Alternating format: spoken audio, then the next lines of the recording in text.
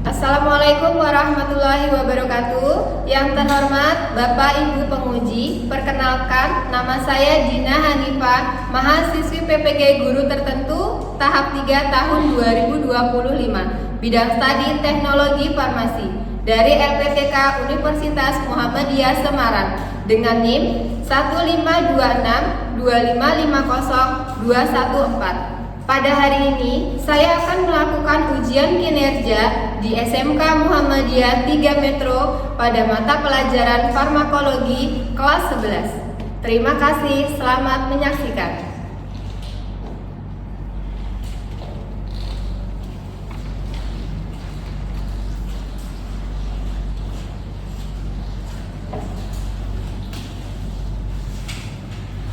Oke, anak-anak, Ibu buka dulu ya. Sebelumnya, Assalamualaikum warahmatullahi wabarakatuh. Waalaikumsalam warahmatullahi wabarakatuh. Oke, apa kabarnya hari ini? Baik, Ibu. Oh ya, sudah sarapan? Sudah. Semuanya dalam keadaan sehat ya? Amin. Alhamdulillah. Oke, sebelum kita memulai pelajaran hari ini, alangkah baiknya kita memulai dengan berdoa terlebih dahulu. Oke, silakan dia untuk memimpin doanya. Semua siap?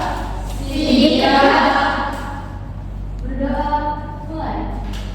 Oke,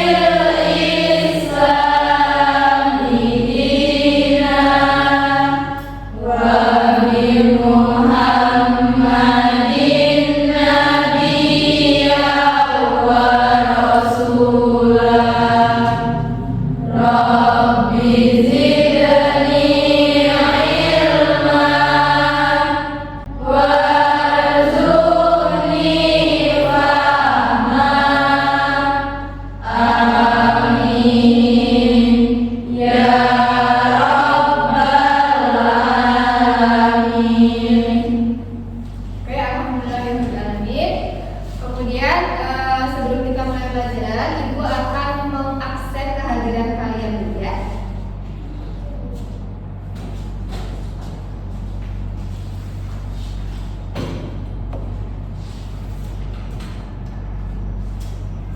Oke, hari ini ada yang tidak hadir? Hadir semua ya?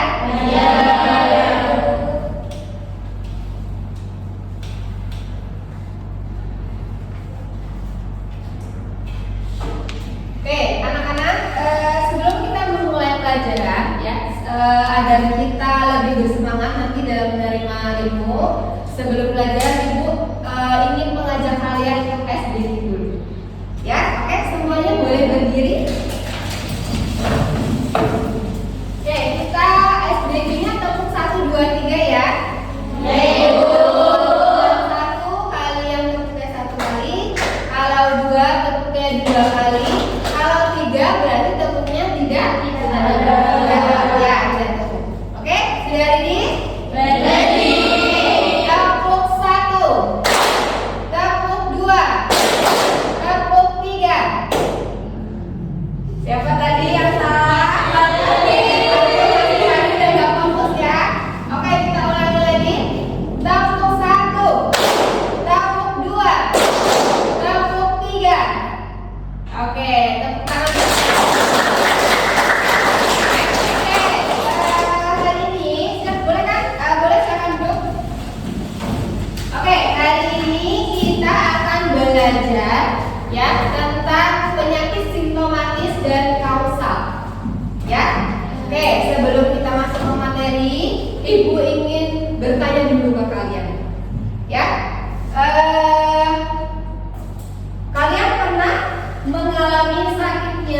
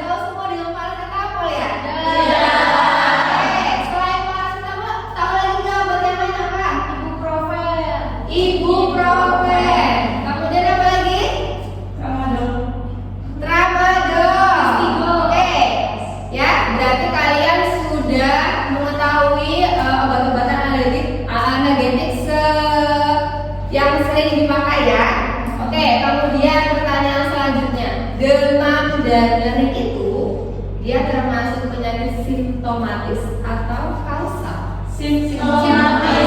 Kenapa simptomatis? Nah, masih bingung kan? Oke. Oleh sebab itu hari ini Ibu akan menyampaikan materi tentang perbedaan penyakit simptomatis dan kausal. Sebelum Ibu menyampaikan materi, Ibu akan menyampaikan tujuan pembelajaran terlebih dahulu. Oke, yang pertama ya, kenapa sih kita harus belajar penyakit simptomatis dan kausal ya? Itu ada tujuannya. Yang pertama, menganalisis perbedaan penyakit simptomatis dan kausal dengan benar. Jadi harapannya kalian bisa membedakan mana yang penyakit simptomatis, mana yang penyakit kausal. Kemudian yang kedua, menerapkan pemilihan obat simptomatis berdasarkan gejala penyakit dan karakteristik pasien. Gitu ya. Sebelum Ibu memberikan materi, Ibu akan memberikan pertanyaan awal. Ya, Ibu pengen tahu sejauh mana pemahaman kalian tentang penyakit simptomatis dan kausal. Boleh dikeluarkan HP-nya masing-masing. Ibu tadi sudah mengirimkan link untuk kalian bisa masuk ke aplikasi Quizizz. Silakan. Sudah dicoba? Sudah? Oke. Ibu berikan waktu ya. Silakan kalian boleh menjawab pertanyaan yang ada di Quizizz tersebut. Yuk, silakan.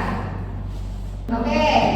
Sebelumnya Ibu jelaskan dulu ya, pelajaran hari ini kita akan menganalisis ya. Kegiatannya nanti kita ada membaca, kemudian menghafal nama obat-obatan, kemudian nanti kalian akan bekerja secara berkelompok ya, mengerjakan tugas. Oke. Oke, sekarang Ibu masuk ke materi ya. Siapkan buku catatan kalian.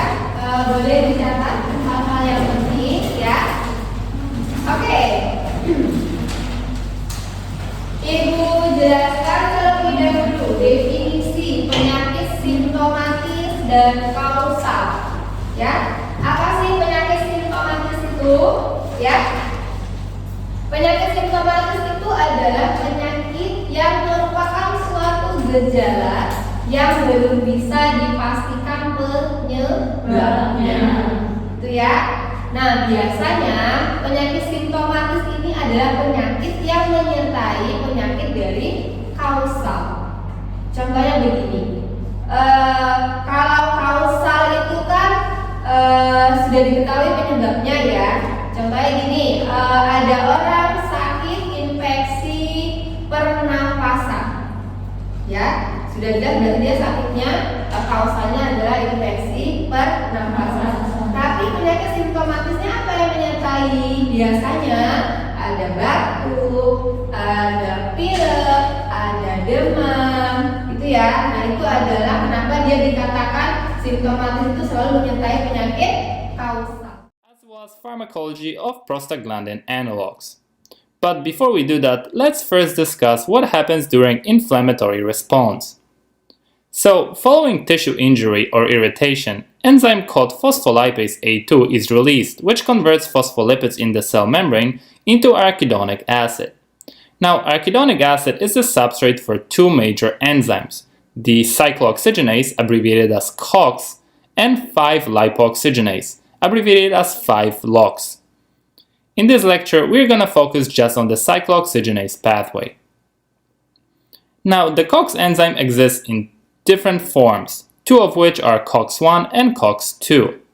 The first one, COX-1 isoform, is expressed constantly throughout the body, and it's primarily responsible for production of thromboxane and prostaglandins, which stimulate normal body functions, such as secretion of protective gastric mucus, regulation of gastric acid, promotion of platelet aggregation, and maintenance of renal blood flow. Now, on the other hand, COX-2 isoform is not expressed constantly in most tissues, but instead it is induced at sites of inflammation.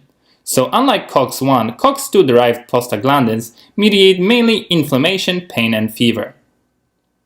Now that we discussed the role of COX enzymes in the inflammatory response, let's talk about mechanism of action of NSAIDs. So,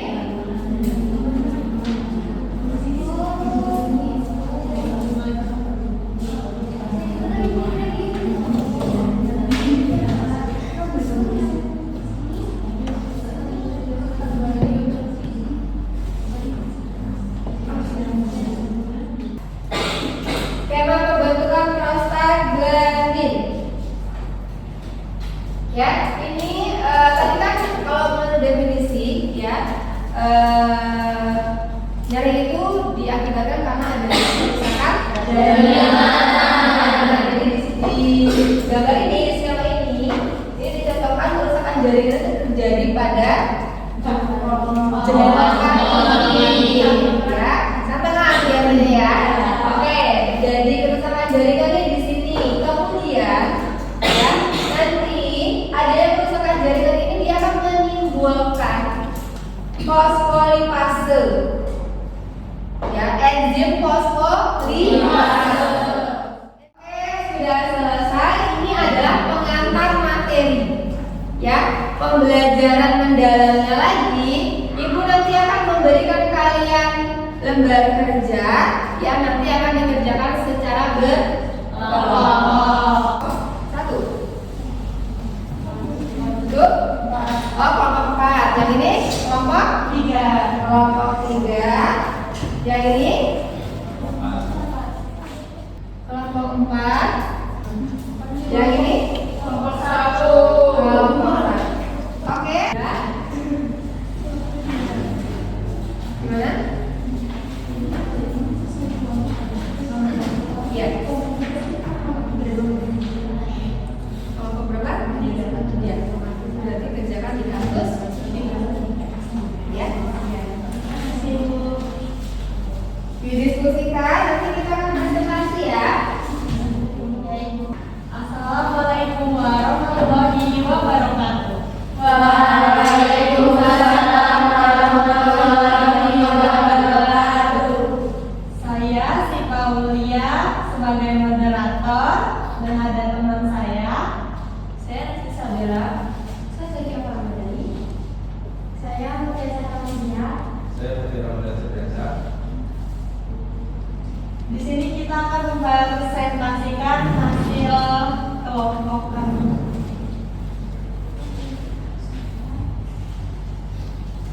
Pasien anak usia 7 tahun mengalami demam tinggi setelah imunisasi. Pertanyaan 1. Obat apa yang sesuai untuk menyembuhkan demam anak tersebut? Jawabannya nama obatnya paracetamol sirup dikarenakan untuk anak demam usia umur 7 tahun. Dan kedua, jelaskan alasan pemilihannya. Alasan pemilihannya aman untuk anak, efek samping ringan, efektif menurunkan demam. 3. Bagaimana dosis dan aturan penggunaannya? Dosisnya 10-15 mg per kilogram berat badan tiap 4-6 jam. Apakah ada yang ingin ditanyakan? Oke, silakan respon dari kelompok lain. Untuk kelompok 2, silakan angkat tangan yang ingin bertanya. Izin bertanya. Mengapa setelah imunisasi anak bisa mengalami demam?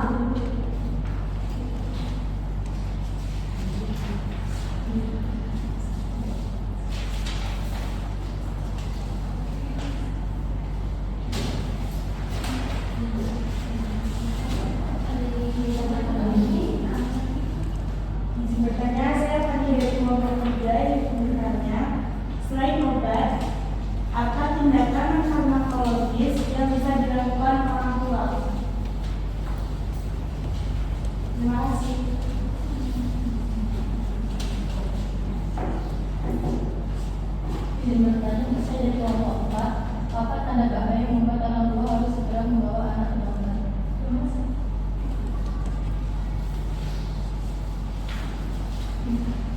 Oke, silakan langsung dijawab atau mau diskusi dulu? Diskusi dulu. Oke, silakan diskusi. Kasus nomor 2 itu tentang anak-anak yang terkena demam setelah imunisasi.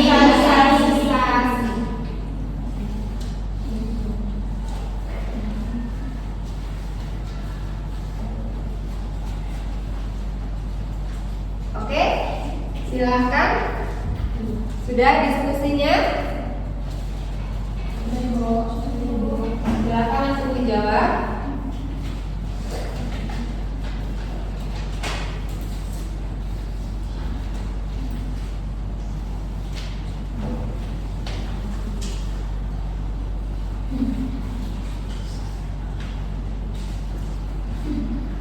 Baik, saya akan menjawab pertanyaannya. Mengapa setelah imunisasi anak bisa mengalami demam? Karena tubuh sedang membentuk respons imun sehingga suhu tubuh meningkat. Oke, jadi pertanyaan dari kelompok 1. Kenapa setelah imunisasi anak-anak itu bisa demam? Ya, tadi kan sudah dijelaskan ya kenapa demam itu sebenarnya dia bukan suatu penyakit, ya, tapi dia suatu gejala. Gejala itu kalau kita definisikan itu artinya tanda dari tubuh kita, ya, supaya kita tahu apa yang terjadi di dalam tubuh kita. Nah, pada saat anak setelah diberikan imunisasi, respon tubuhnya itu dia akan memberikan respon melalui sakit demam, ya. Tapi sebenarnya itu kita tidak perlu khawatir, ya. Dia hanya respon sementara, gitu ya. Oke, next pertanyaan selanjutnya. Dari kelompok 3, selain obat apa tindakan non-farmakologis yang bisa dilakukan orang tua? Jawabannya adalah kompres hangat, pakaian tipis dan beri minum lebih banyak. Oke, gimana kelompok 3 tadi yang bertanya ya? Gimana kelompok 3? Sudah? Oke ya, kenapa kelompok 3 ini bertanya tindakan apa sih selain obat? Sebelum kita memberikan obat kita harus ngapain, gitu ya. Oke, demam itu sebenarnya, apalagi kalau demam karena imunisasi, itu sebenarnya kita tidak perlu buru-buru minum obat. Kita lakukan dulu tata laksana non-farmakologi, artinya tidak menggunakan obat. Caranya dengan apa? Yang pertama tadi kata kelompok 2, mengompres, ya. Nah, mengompres ini yang benar pakai kompres air hangat atau air dingin? Air hangat atau dingin? Dingin atau panas? Ayo, kalau kita demam, ya, patokan suhu di hipotalamus itu meningkat. Berarti kita butuh respon suhu dingin. Dingin atau panas? Jangan panas ya. Kalau panas nanti kalian bisa ngebul ya. Tapi air hangat. Jangan bolak-balik ya. Oke. Kemudian apa lagi? Terakhir dari kelompok 4, saya izin menjawab dari kelompok 4. Apa tanda bahaya membuat orang tua harus segera membawa anak ke dokter? Jawabannya, demam 48 jam kejang, anak tampak sangat lemas atau sulit minum. Oke, tanda bahaya, ya. Tanda bahaya itu kapan kita bisa membawa anak itu ke dokter atau ke rumah sakit, ya. Tandanya apa? Kalau misalnya kalau demamnya itu sudah di atas 39 derajat Celcius. Kemudian demamnya disertai dengan kejang, ya. Itu kita sudah harus membawa anak ke dokter. Next, masih ada pertanyaan? Sudah selesai. Oke, kita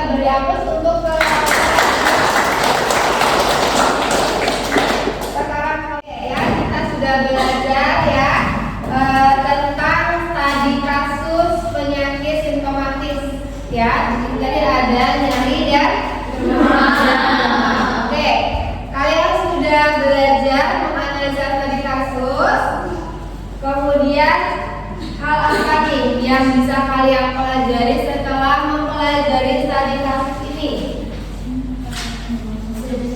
Mari kita merefleksi bareng-bareng. Apa? Ya? Dari saya sendiri jadi tahu apa itu penyakit simptomatis sama ini kasual. Oke. Jadi Kia mengatakan bahwa Kia sudah paham nih perbedaan penyakit simptomatis dan kausal. Oke, apa bedanya? Kalau simptomatis ya, Fani? Simptomatis itu pengobatan bertujuan untuk menghilangkan gejala nyeri dan demam, sedangkan kausal pengobatan ditujukan mengatasi penyebab penyakit, infeksi, antibiotik, diabetes atau insulin. Oke, kalau simptomatis itu dia hanya menghilangkan gejalanya saja. Kalau kausal dia itu mengobati dari penyebab penyakit. Oke. Kemudian siapa lagi yang bisa merefleksi pembelajaran hari ini? Yuk. Kayla, silakan.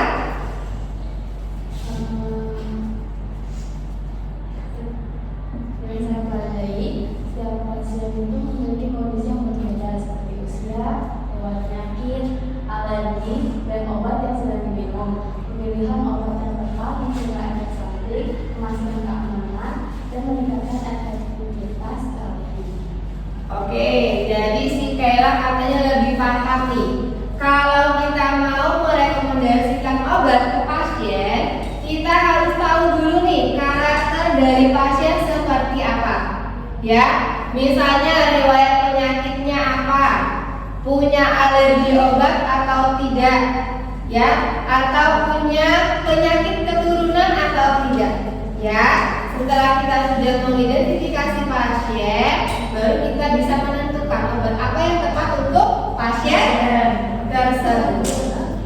Oke, siapa lagi? Satu lagi deh yang bisa merefleksi. Nesa, silakan. Dari prinsip penggunaan obat secara rasional itu ada pasien mendapatkan obat yang tepat sesuai kebutuhan klinis, dosis tepat, durasi tepat, dan harga terjangkau, minimalkan resiko efek samping dan menghindarkan obat yang tidak diperlukan. Oke, jadi menurut Nesa, kita sebelum memberikan obat ke pasien itu kita juga harus menganalisa ketepatannya. Ya, tadi apa saja Nesa yang harus dinilai? Tepat, Durasi tepat, dan harga terjangkau. durasi tepat, harga terjangkau, apalagi Dosis tepat. dosis tepat. Ya, jadi kalau di swamedikasi itu dia ada 5 benar. Ya, benar pasien, benar dosis, benar sediaan, kemudian benar penyakit, kemudian terakhir benar aturan pakai. Gitu ya. Oke, kita sudah selesai sama-sama merefleksi. Sebelum Ibu tutup, Ibu akan memberikan nih minggu depan kita akan belajar tentang apa saja.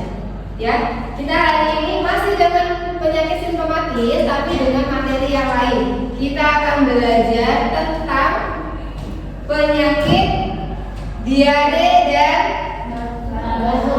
batuk. Ya, memang kita akan belajar itu. Jadi silakan persiapkan diri belajar di rumah. Kemudian boleh dibaca buku referensi tentang penyakit diare dan batuk. Minggu depan kita akan membahas tentang penyakit itu. Ya, oke, kita kasih hapus untuk kita semua. Kalian sudah sangat hebat belajarnya. Kemudian diskusi kelompoknya juga sudah kompak, dan semoga pembelajaran hari ini bisa memberikan tambahan ilmu untuk kalian semua dan kita semua yang ada di sini. Oke, sebelum Ibu tutup ya, Ibu mengucapkan terima kasih atas partisipasi kalian hari ini. Kita ketemu lagi minggu depan ya. Oke, bye.